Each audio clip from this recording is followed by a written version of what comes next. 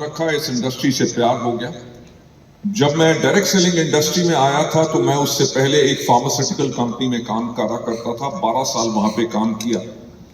जब इस इंडस्ट्री में आया, क्योंकि 1996 में ये इंडस्ट्री बिल्कुल एक नई इंडस्ट्री थी, कोई इसके बारे में जानता नहीं था, मैं भी नहीं जानता था। तो जानकारी लेने के लिए मैंने एक अमेरिका से बुक मंगवाई called the encyclopedia of network marketing, जिसको रैंडी केज, जो दुनिया के एक बहुत टॉप नेटवर्कर हैं, उस किताब को उन्होंने लिखा था।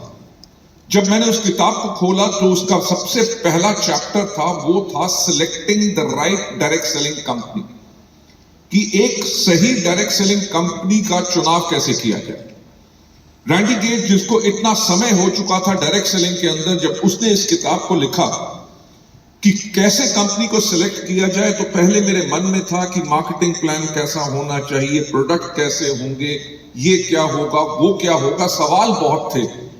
पर उस चीज की उसने टोटल क्लैरिटी उसने कर दी। उसका जो पहला चैप्टर था उसमें यही था कि सबसे पहले look at the management of the company. ये चीज मुझे समझ नहीं आई। मैंने कहा मैनेजमेंट का क्या लेना देना, कंपनी के पास मार्केटिंग प्लान रिवॉर्डिंग हो, उसके पास प्रोडक्ट्स अच्छे हों, लोग अपनी टीम बिल्ड करेंगे, प्रोडक्ट्स बेचेंगे, प्रोडक्ट्स कंजम्पशन होगा, कंपनी का काम है पे आउट करना, तो मैनेजमेंट को क्यों देखना। पर लेडीज एंड जेंटलमैन, जैसे इस इंडस्ट्री में मेरा टाइम बढ़ना शुरू हुआ, जैसे 5 या 6 साल हुए, तो मुझे समझ आना शुरू हो गया कि मैनेजमेंट एक बहुत इंपॉर्टेंट चीज है। मैनेजमेंट क्यों इंपॉर्टेंट चीज है? क्योंकि अगर वो मैनेजमेंट है जो डिस्ट्रीब्यूटर्स के बारे में सोचती है, उनकी ग्रोथ के बारे में सोचती है, कंपनी को एक फ्यूचर विजन लेके काम करती है, वो मैनेजमेंट होती है जिसके करके कंपनी जो बहुत स्ट्रॉन्ग बन जाती है।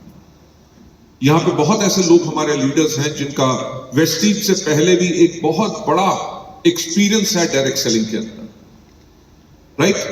और उस चीज के अंदर वो भी इस चीज से सहमत होंगे कि मैनेजमेंट एक बहुत अच्छा रोल प्ले करती है। आप बेहतरीन लीडर हैं, अगर कंपनी की मैनेजमेंट आपके सपोर्टिव नहीं होगी तो आपकी लीडरशिप और ज्यादा ग्रो नहीं कर सकेगी।